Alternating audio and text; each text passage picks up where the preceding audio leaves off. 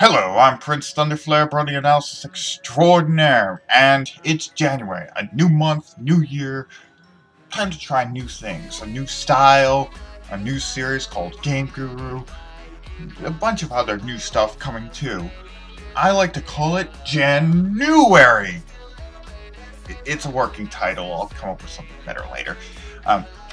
So, why am I doing this whole Game Guru segment? Well, I always love video games and love talking about video games, so I thought it would be great to have a video game talking segment. I'm not going to stop all my other stuff, I just want to do this in addition to that, so I have a broader series of topics to talk about. So, what should I start with? Well, how about the cult classic on Steam, Five Nights at Freddy's?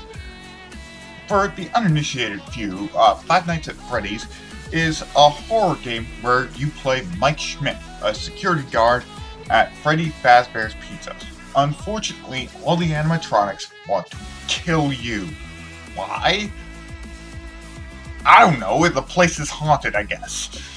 That's what the game's developer, Scott Crawford, said. I don't know.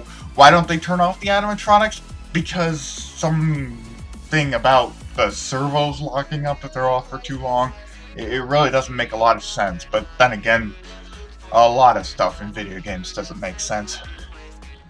And why does Scott Crawford come back to this job despite the fact that he's being paid $4 an hour and has his life constantly at risk?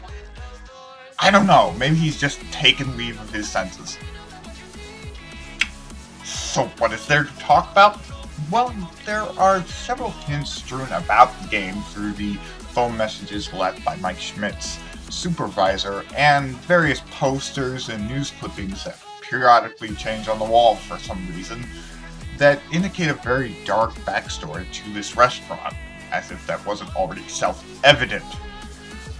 There is some implication that the ghosts that inhabit the restaurant are in fact spirits of people who were murdered in the restaurant. Yeah, that's kind of creepy. But then again, the game is obviously meant to be creepy. So, yeah. Let's start with the setting. When and where does this game take place?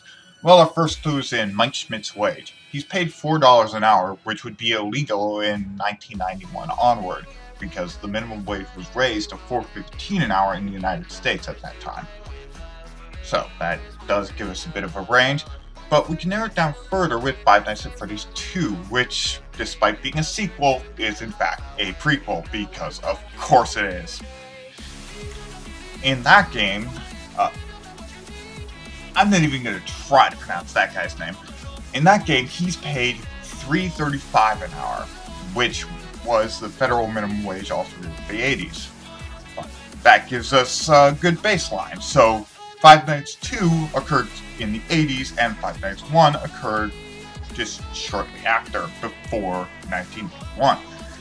But we can narrow it down further because the paycheck in Five Nights 2 has the year on it, 1987. And in Five Nights 1, the phone guy, he references the bite of 87, indicating that it happened years ago.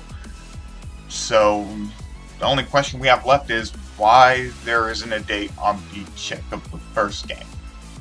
If they wanted to save on ink, why didn't they just pay in cash? Alright, well, that aside, let's try to narrow it down further. Now, the federal minimum wage was not raised in the 80s, but some states raised their minimum wage. Yes, the individual states of the United States have their own minimum wage, rendering the federal minimum wage completely pointless. But let's just not talk about that. It's just so confusing. Anyway, so what we need is to find a state that in 1987 had a minimum wage that did not exceed $3.35 an hour, but raised it to $4 an hour before 1991. There's only one state that even came close to that, and that is Minnesota. In Minnesota, the minimum wage was raised to $3.95 an hour in 1990. Now, I think we can forgive Scott Crawford for rounding it up to $4 because he was the only one working on the game, math errors are common in works of fiction, and, 4 is a lot easier to multiply by than 3.95. So, yeah. But apparently, before he got to Five Nights 2, he splurged and bought a calculator. Alright, that takes care of the setting. Now let's talk about that backstory. The backstory that led to Freddy's being haunted by the spirits of murdered children. It is a horror game, after all. So, what exactly happened? Well, the details are a touch sketchy because we have to depend on some newspaper clippings that randomly appear due to Mike Schmidt's hallucinations or something. It's really confusing. But here's what I've been able to piece together and reasonably speculate.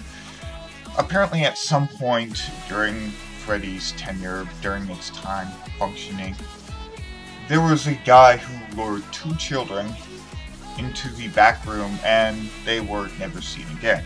Obviously suspected murder, but the bodies were never found. The police suspected that he used one of the animatronic suits, probably Golden Freddy, as in the second game, Phone Guy makes it very clear that it is cleared of all the cross beams and wires that would make those costumes impossible to wear. It is actually possible for a human to wear that one, unlike the other animatronic suits, so that was probably it. They were able to use surveillance footage of the restaurant to identify a culprit and arrested him. And unfortunately, that was just a start. Another article indicates that 5 children were linked to this case. Now, it's very clear if they were saying 5 more children or 5 children in total. I'm leaning towards it being 5 children in total because it makes more sense to assume this was a serial killer that managed to kill 5 children. Because once you get to 5 dead bodies, the police will be able to find enough evidence to convict someone, or they'll at least try to find some suspect to desperately try to make it look like they're accomplishing something. Alright, so that's where we got that. We got this murderer who apparently killed 5 children, and none of the bodies were found. None of them. So this was a really big case, and apparently this was linked to Freddy Fazbear's Pizza, which was really bad for Freddy Fazbear's Pizza, because being associated with murder, yeah, not really all that good.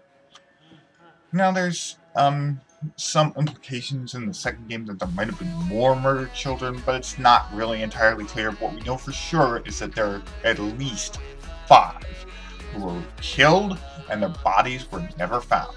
Popular speculation is that these bodies were stuffed into the animatronic suits. This theory stemmed from another article that indicated that some parents complained about an horrid smell that came from the robots and called police, obviously suspecting that dead bodies were stuffed in them. However, this doesn't make any rational sense because A, all these murders occurred at different times, and B, that would give the police probable cause to search the animatronics. They're not going to care about servos locking up. I mean, there was murder. And yeah, a foul smell coming from them. That actually comes from the fact that they were never properly cleaned, as Phone Guy states. However, if the police searched them, they certainly would have found evidence whether or not there were dead bodies. Parents also claimed that there was mucus and blood oozing from the animatronics. However, there was no indication that the police found any evidence of dead bodies there, which blood and mucus would have been a dead giveaway. No pun intended. So I think this theory was just stemmed off of mass hysteria. And yeah, the animatronics weren't being properly maintained. They smelled horrible, as Phone Guy stated. So yeah, there were problems, and this led to Freddy Fazbear's Pizzas getting shut down because of its association with this case and, the foul smell being associated with the case, and that's why the restaurant is under hard times. The biggest question we have left from this is who the murderer is. Who killed them? There have been theories that it is actually Mike Schmidt, and the hallucinations are explained as part of his nightmares. He's reliving a nightmare because, well, a suspect was captured. They did say that there was a convict, but they didn't make it clear who. So, it could be Mike Schmidt, but it also could be the phone guy, another popular theory. There's also this purple guy that appears in some of the mini-games in Five Nights 2 that you can play after you've been killed, which will happen a lot. There are a number of theories. There's even a theory that the security guard that came before What's-His-Name from Game 2 is the killer. Maybe Five Nights at Freddy's 3 will give us some answers, but until then, this is an amazing game to speculate about. I mean, as far as horror games go, it's not fantastic. I mean, it's certainly unnerving, but it's not frightening. It's kind of hard to explain, but it's certainly challenging. It's certainly very interesting. It's certainly unnerving. It's certainly challenging, and it's certainly an interesting game to speculate about. Well, what do you think? Who's the killer? What happened to all those children? What happened to their bodies? What do you think of the game itself? Are you going to try it now? Have you heard of it? I don't know all the answers. Just 48% of them. Because catchphrase.